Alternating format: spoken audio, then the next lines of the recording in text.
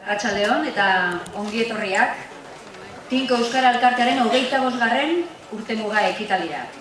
Tinko 1984 urtean sortu zen eta helburu zehatz batekin sortu.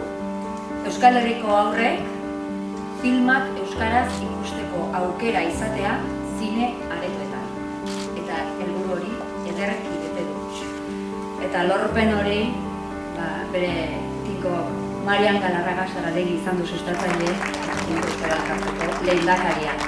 Tinko etorkizuna bermatua dago. Zuen laguntzarekin noski, orain arte bezala.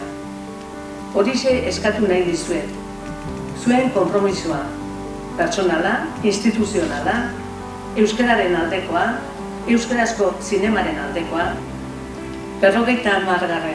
urteurrenean, ospakizun honetan, hemen ikusi nahi zaituztenean. Baina badaude aparteko bidelagun batzuk ere, gaur bereziki eskertu nahi ditugunak. Eskertzea gainera, Fernando Mikelenak sortutako artelan batekin eginen da. Lehenengoa, Jose Ramon Iturain, Axularri ikastetxeko irakasle eta ikasle buru ohia.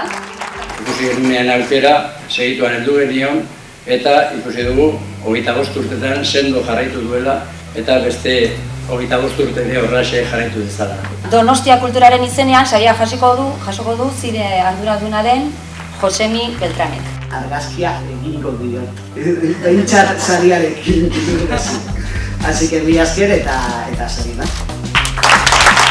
Nik mundu guztia eskertu dut, baina falta zait jaio.